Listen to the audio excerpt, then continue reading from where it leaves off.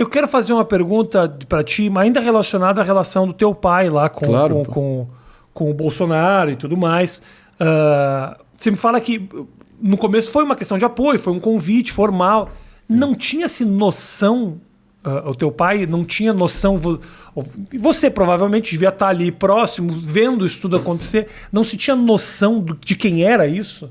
De quem eram esses caras, o que eles eram, o que eles significavam, o que tinha por trás disso tudo? Cara, excelente pergunta, sempre recebo essa pergunta e faz todo sentido quem está de fora fazer essa pergunta agora, né? E acho importante até para entender a mentalidade de quem apoiou e saiu fora. Isso, não, porque perfeito. fica essa coisa de ocasião, aproveitei a oportunidade. Exatamente. E eu não acho que é sempre assim. É lógico. Não. E eu quero entender o que passou, como é que foi esse movimento. Assim. Cara, então, o meu pai originalmente, e de novo, isso também foi mais um fator que foi ali, foi uma constante durante a minha participação por 2 anos e 2 meses no Pânico, né? Que você sabe bem como é que a banda toca ali, como é que é a dinâmica do programa anárquico, até, não deixa de ser um teatro, um show, o Emílio ali regendo o espetáculo, vai etiquetando, te rotulando e vai te colocando, vai te elencando como um personagem na dinâmica que ele vai dando a bola para você.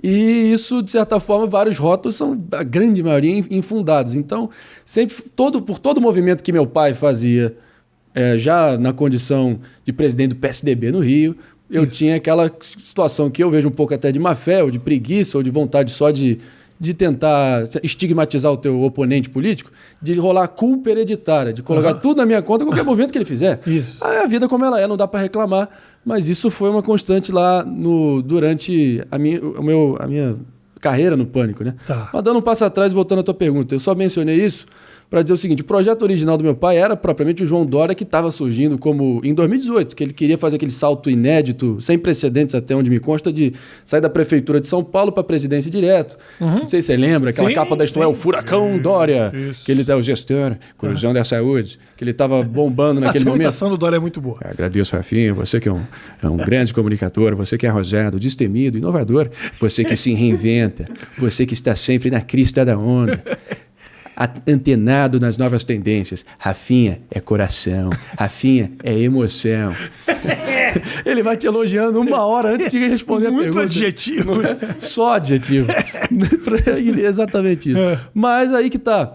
Como ele não se viabilizou internamente no PSDB, meu pai só era um empresário bem relacionado no Rio de Janeiro que queria, enfim, apoiar alguém, ajudar a promover a alternância de poder que se fazia necessário naquele momento.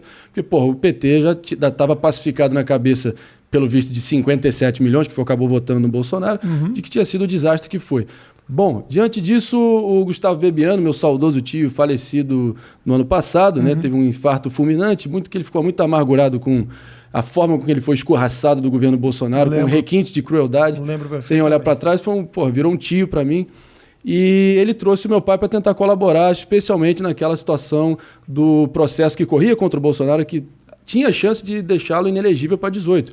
O DACA te dou outra, tu não merece ser estuprada, lembra, para Maria do Rosário? Lembro. Aquilo ali estava correndo com uma celeridade filha da puta no STF. Mas eis que meu pai ofereceu ali uma sugestão de um corpo jurídico para tentar neutralizar essa situação. Beleza. Assim feito, cara, eu acho que olhando para trás, e já fiz um exame de consciência profundo sobre isso, já refleti, longas horas sobre como é que tudo isso se deu e tentar separar o joio do trigo do que de fato foi essa experiência, o que ela representou. Eu acho que o fato que a gente nunca foi deslumbrado com a presença dele lá dentro, nem com o enxame de imprensa que acabou morando na frente da nossa casa, muito menos com... Tudo bem, era lógico que foi um privilégio, pelo menos na minha perspectiva, ter sido, anfitrião da campanha mais improvável da história republicana, ter, presenciado ali, irmão, dentro da sua sala, dentro do teu ambiente familiar, vários momentos de temperatura máxima, de alta tensão, e você vê como, de fato, uma campanha a nível presidencial se dá. Você há de lembrar que ele tinha 7 segundos no primeiro turno, teve o fator facada no dia 6 de setembro, ele saiu de 7 segundos para 24 horas na mídia, mas ainda assim, ele ganhou um contorno de mártir ali, ele foi se recuperando ali, convalescendo, eis que entra o segundo turno e, do dia para a noite, 7 segundos para 35 minutos. Nesse momento que a gente abrigou lá em casa uma equipe de Campinas de 40 a 60 funcionários de noite preparando todos os programas de televisão e para as redes do PSL. E é o fato que a gente nunca foi deslumbrado, a gente só ia onde a gente era chamado, mesmo estando na nossa própria casa. E você acompanhando tudo isso. Grandíssima parte. Eu chegava da faculdade de mochila para almoçar e tava, sei lá, o Paulo Guedes tomando um café no meu lado. Era coisa surreal em outro nível. E eu tento extrair o melhor dessa versão. Graças a Deus que houve um rompimento que no primeiro momento, foi brusco. Eu olhando de fora ainda meio moleque, ainda numa posição de tentar, decifrar o que pode ter acontecido para ter tido um afastamento tão definitivo e tão rápido pós-eleição. Você vê que isso revela muito mais de fato do presidente Bolsonaro e do entorno dele. Dê poder ao homem e verás quem és, né? Então, você via que, propriamente no dia da eleição, no semblante dele, não era um cara que estava ali, que tinha dimensão do que tinha acabado de acontecer. Parecia um sujeito que estava reprimindo uma sensação meio de caralho, fudeu, é agora, essa é a nossa vida, né? Eu não sei se você já viu esse filme, eu sempre associo, né? O filme de 1972 do Robert Redford, do The Candidate. É um filme clássico onde ele é quase que um playboy ambientalista na Califórnia. Ele vem de uma família com uma linhagem política, só que ele é um cara mais romântico, sonhador, meio acadêmico, só que é um cara, boa pinta, tem uma lábia boa, e ele vai contra um politicão cacique clássico da Califórnia, numa tentativa, assim, bem improvável de tentar destronar o cara para o Senado da Califórnia. Aí, baita filme, vai se desenrolando, ele ganha no final com tons épicos, ele vai melhorando ali a retórica dele, ele vai convencendo as pessoas com essa postura meio de outsider, e no final, a última cena do filme, ele olha em volta para o assessor dele, que ele tranca a porta com um enxame de gente fora do quarto, e ele fala assim: "And now, what do we do? Where are we going?" Eu vi o Robert Redford no Bolsonaro, do cara que não tinha realmente dimensão, compreensão do que estava prestes a acontecer. Então, você viu, o Bebiano tinha uma presença ali, com o braço direito dele, o whisper dele, né? O cara que ficava, ouvindo ele, sabendo filtrar, tentando blindar ele de muita coisa, né? O cara que sussurrava ali: "Calma, capitão, faz isso, faz aquilo." O braço direito. Não só braço direito, era tudo ali para ele. Tudo. Né? O que o Bebiano poupou o Bolsonaro de saber da parte burocrática, logística da campanha a nível nacional, aquele remendo que foi feito em todos os estados da federação, ter que bater a cláusula para ter mulher e tal, foi realmente uma baita experiência nesse sentido, para ver como a banda toca de fato, a vida como ela é. E eu pude ter essa experiência. Agora, nesse momento, a nossa relação sempre foi meio transacional, no sentido de que tinha um começo, meio e fim, tinha uma data de expiração. Nunca houve uma expectativa do nosso lado de ter nenhuma contrapartida para além do que aconteceu. Ao contrário de que todo mundo segue falando, não, todo mundo não, mito, a claque bolsonarista que segue me infernizando nas redes, mas também, pode vir quente, que eu estou fervendo, eu estou anestesiado. O grau de hate que eu recebi sistemático nesses tempos que eu me posicionei no Pânico, eu também já sei, lidar com isso muito bem. Estou vacinado contra isso. Mas a questão é a seguinte: o Bolsonaro, nesse momento... O papo é de que queria o carguinho, se revoltou, teria virado as costas. Não, nunca teve nenhuma expectativa nesse sentido. O Bebiano não deixa a gente mentir, mas obviamente ele não está aqui para atestar isso, mas é por óbvio. Eu lembro até de um caso específico que mostra exatamente o desprendimento e o fato que o quão isso não estava na nossa agenda, o quão isso é só uma ficção para tentar taxar a gente de algo que simplesmente não procede. A ficção que você fala é o quê? A ficção dessa narrativa que tentam erguer, de que, não, só porque vocês não foram chamados para o governo, vocês se rebelaram contra ele. Perfeito. Eu acho que, primeiro de tudo, tinham 3 nomes que eram mencionados no Jornal Nacional de uma eleição presidencial. Para pensar. Boa noite. O candidato Fernando Haddad fez XYZ. O candidato Jair Bolsonaro, ainda se recuperando da facada, foi à casa do empresário Paulo Marinho para gravar os programas de televisão. Então você pode imaginar que o Bebiano, que era aquela fortaleza, blindando o Bolsonaro dos vagalumes do poder, que na medida que viam as luzes do Bolsonaro cada vez mais brilhante, a possibilidade de vitória se aproximando e se concretizando, você imagina que eles queriam tirar uma casquinha, oferecer uma benesse, e o Bebiano tinha um faro aguçado para pilantra oportunista e blindou o Bolsonaro de muita gente que queria, de fato, acontecer isso. Ele tinha um faro para pilantra e oportunista, mas um faro que errou essencialmente, né? Mal sabia que o que estava diante dele era eu vou defender você aqui desses aproveitadores. Não, mas eu até acho o seguinte, lógico que, enfim, como a vida, como acabou acontecendo, você pode imaginar que o empresariado paulistano, que via essa dupla Bebiano-Paulo Marinho tendo o protagonismo que teve, acabou se rebelando, plantando notinha de chapa marrom para tentar, sabe, dinamitar e descredibilizar o meu pai. Assim foi feito, e até bom olhando para trás que isso aconteceu. Tem aquela expressão, a blessing in disguise, né? Uma bênção disfarçada, que, acabou que o tempo provou que isso foi a melhor coisa que nos aconteceu, ao ponto de nem ter sido convidado para a posse. Graças a Deus, a gente não foi para a posse também, não vai para o velório, pode ter certeza.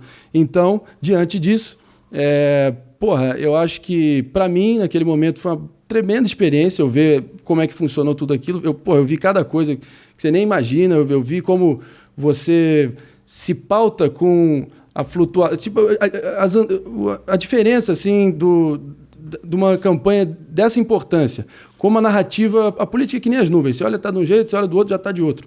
Então, quão frenéticos são as oscilações de opinião pública durante uma eleição, aí você vai calibrando a mensagem. Então, para mim, foi uma escola nesse sentido. E, como o Bolsonaro também se revelou logo no início, não sei se você lembra, mas a questão do episódio das rachadinhas, do Queiroz, foi desvelado ali em dezembro, pós-eleição. Imagina se tivesse vindo antes do segundo turno. O episódio da rachadinha já ofereceu... Já foi uma ruptura com o teu pai, com a turma toda ali? Isso ali já foi uma primeira decepção, assim? Não, isso aí foi um primeiro sinal vermelho, e mesmo acho que a gente já não está tendo mais nenhum vínculo. A primeira reunião de composição ministerial, no dia 30 de outubro de 2018, 2 dias depois da eleição, foi na minha casa. Eu estava lá na sala e vi, voltando até um episódio aqui, era Paulo Guedes, Onix, Coronel Braga, que era o chefe de gabinete do Flávio Bolsonaro, meu pai na ponta, Bebiano e Bolsonaro com o enfermeiro dele lá, e Paulo Guedes, né? Acho que eu mencionei. E em determinado momento, o Paulo Guedes, eu lembro dessa cena claramente, até para mostrar o quão desprendido meu pai estava nessa história de ministério. O Bolsonaro se elegeu prometendo 15 ministérios, máquina enxuta, organograma diferente, 130 ministérios, você lembra disso? Então, ele estava querendo trazer para ele, dominar ali indústria e comércio, previdência e trabalho, fazenda e planejamento, né? E ele queria também Minas e Energia. Aí eu lembro que meu pai levantou dele, presidente, Minas e Energia? Com todo respeito, eu sei que pato novo não nada fundo. Quem sou eu para opinar aqui? Mas, sobre Minas e Energia é difícil, né, ministro? Lida com os nossos recursos energéticos, nossa soberania nacional. Então, só fica aqui minha sugestão. Aí o Bolsonaro falou, tudo tá certo, aí o PM perdeu o PG, esquece aí, tá ok? E aí, você vê, não houve esse ministério também nas mãos do Paulo Guedes por causa disso. Olhando para frente, voltando à questão que você tinha colocado, por que o rompimento se deu? É lógico que o empresariado paulista que queria, talvez, começou a plantar esse tipo de situação, e agora a gente está pagando a nossa penitência por causa desse vínculo.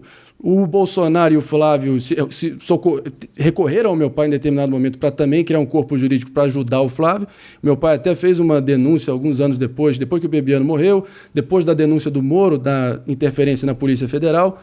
O meu pai concluiu que ali era o momento exato de revelar que o Flávio Bolsonaro tinha sido vazado para ele entre o primeiro e o segundo turno por um delegado da Polícia Federal, que essa Operação Furna da Onça, que revelaria toda a safadeza, a maracutaia do Queiroz, seria divulgada, mas eles estavam retendo essa divulgação para não respingar no pai dele durante o período eleitoral.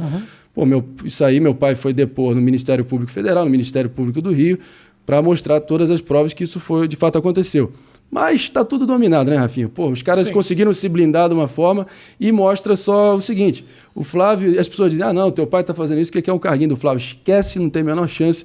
Ontem saiu uma notícia do Flávio ter obtido uma decisão no TJ do Rio, neutralizando a questão das rachadinhas, zerou tudo. São as mesmas pessoas que diziam que, só porque o STF julgou o Moro parcial e suspeito, agora o Lula, todas as provas que foram colecionadas contra o Lula, todas aquelas instâncias estão zeradas também. Então, 2 pesos, 2 medidas, mais uma vez, você vê o comportamento das duas tribos, né, sendo idênticos, basicamente.